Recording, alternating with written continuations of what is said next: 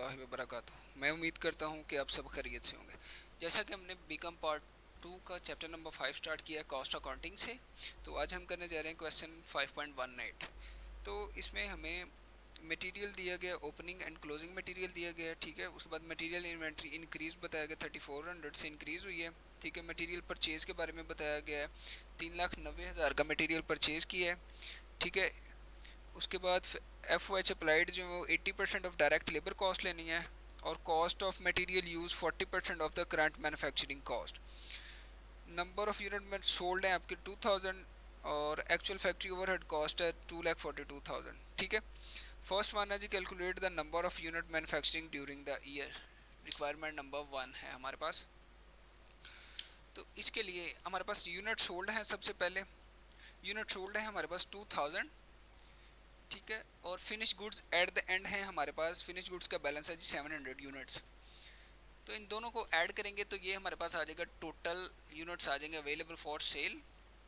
इतने यूनिट हम during the period cell कर सकते थे, ठीक है। उसके बाद इसमें से अगर हम ओपनिंग फिनिश गुड्स को लेस कर दें, ठीक है, तो रिमेनिंग हमारे पास बच जाएंगी जो कि हमने इस पीरियड के दौरान जो है ना मैन्युफैक्चरिंग किया ड्यूरिंग दिस ईयर। नेक्स्ट हमने प्रिपेयर करने हैं जी, prepare the cost of good manufacturing statement. तो इसके लिए हमें मटेरियल परचेज तो बताया गया है, लेकिन इसके लिए हमें मटेरियल यूज़ कैलकुलेट करना पड़ेगा। तो ये कैलकुलेशन ऑफ मटेरियल यूज़ है सबसे पहले हमारे पास। तो मटेरियल परचेज किया 3,90,000 का हमने, ठीक है। उसमें से लेस करेंगे रिटर्न्स, रिटर्न्स को लेस करेंगे तो ये हमारे पास नेट परचेजेज आ जाएंगी 3,82,000, ठीक है। देन इसमें से लेस करेंगे जी इंक्रीज, जो इन्वेंट्री में इंक्रीज हुआ है 34,000 से, उसको लेस करेंगे तो डायरेक्ट मटेरियल यूज आ जाएगा हमारे पास 3,48,000 से। नो हम प्रिपेयर करेंगे, prepare the cost of good manufacturing statement. नो प्रिपेयर करनी है जी cost of good manufacturing statement. तो उसके लिए हमारे पास ना तो अवेलेबल है जी एफ ओ एच की कॉस्ट, ठीक है, और ना ही आपके पास डायरेक्ट लेबर की कॉस्ट है। उसके लिए हमें वर्किंग करनी पड़ेगी। तो उन्होंने बताया जी cost of material use 40% of the current manufacturing cost. तो आपका total current manufacturing cost equal है कॉस्ट ऑफ मटेरियल यूज्ड, उसको डिवाइड करेंगे आप 40% से।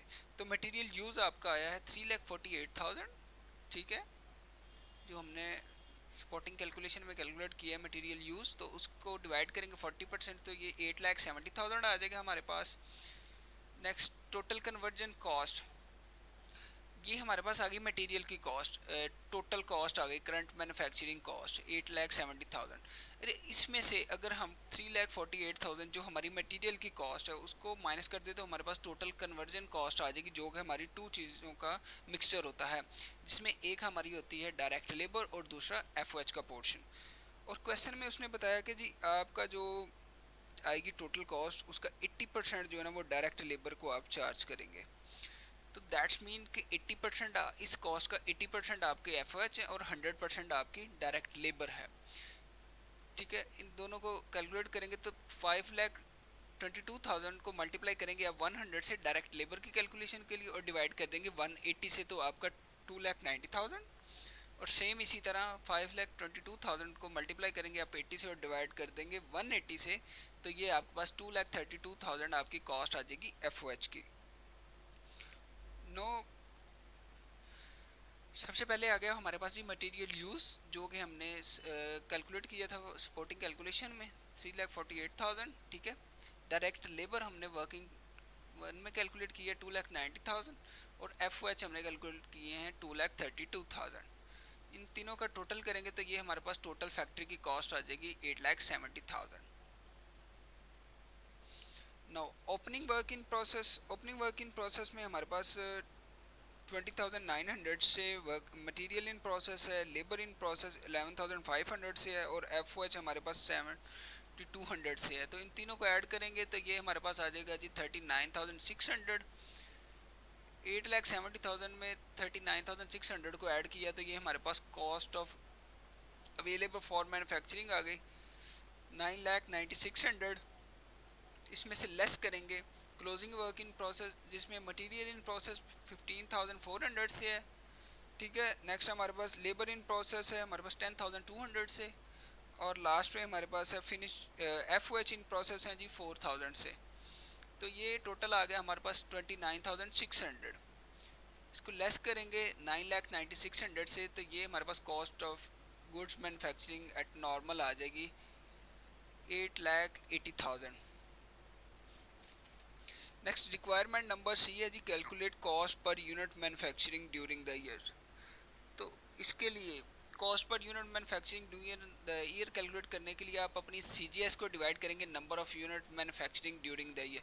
तो CGS है आपकी 8,80,000 और यूनिट आपके मैन्युफैक्चरिंग हैं 22,000 जो कि आपने रिक्वायरमेंट नंबर 1 में कैलकुलेट किए थे। इसको आप डिवाइड करेंगे तो ये आ जाएगा जी 400 पर यूनिट। रिक्वायरमेंट डी है आपकी, calculate the value of ending finish goods. Ending finish goods आपने कैलकुलेट करनी है, तो उसके लिए एंडिंग वैल्यू आपने कैलकुलेट करनी है उनकी, ठीक है। एंडिंग यूनिट तो आपको अवेलेबल है, उनकी वैल्यू कैलकुलेट करनी है। तो आप एंडिंग यूनिट को अगर कॉस्ट पर यूनिट से मल्टीप्लाई कर दें तो आपके पास एंडिंग कॉस्ट आ जाएगी आपकी। तो एंडिंग यूनिट थे आपके पास 700, अगर आप उनको 400 से मल्टीप्लाई करें तो ये आपके पास कॉस्ट आ जाएगी 2,80,000। ठीक है। Prepare the cost of good sold statement. Requirement E है आपके पास। तो सबसे पहले आपके पास CGA आ जाएगी, CGS cost of good manufacturing at normal 8,80,000। ठीक है। ऐड करेंगे आप ओपनिंग फिनिश गुड्स 1,90,000 जो कि आपको गिवन है। ठीक है। तो ये आपके पास आ जाएगा 10,70,000। नो, आप लेस करेंगे क्लोजिंग फिनिश गुड्स का बैलेंस जो कि आपने रिक्वायरमेंट नंबर डी में कैलकुलेट किया है, तो वो है आपके पास 2,80,000। ठीक है। तो आपके पास कॉस्ट ऑफ गुड्स सोल्ड आ जाएगी 7,90,000 से। अब अंडर और ओवर अप्लाइड आपने देखने हैं। ठीक है। उन्होंने बताया कि एक्चुअल में 2,42,000 थे, लेकिन आपने जो कैलकुलेट किए हैं उनके हिसाब से 2,32,000। तो ये आपके अंडर अप्लाइड आ रहे हैं। ठीक है। तो अंडर अप्लाइड हैं तो आप उनको ऐड कर देंगे 10,000 को। तो ये आपके पास कॉस्ट ऑफ गुड सोल्ड आपके पास एक्चुअल आ जाएगी 8 लाख से। ठीक है। नेक्स्ट आपने कैलकुलेट करनी, calculate the cost per unit manufacturing during the previous year.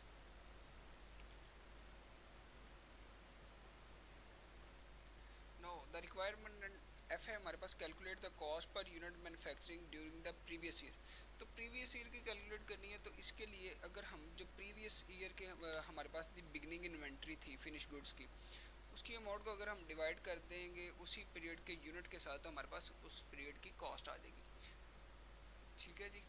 तो ये कॉस्ट ऑफ बिगनिंग यूनिट की इन्वेंट्री को डिवाइड करेंगे हम यूनिट बिगनिंग फिनिश गुड्स से।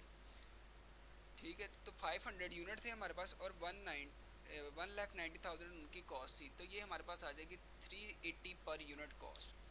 तो आज के लिए इतना ही, मिलते हैं नेक्स्ट वीडियो में, तब तक के लिए अपना ख्याल रखिए। अल्लाह हाफिज़।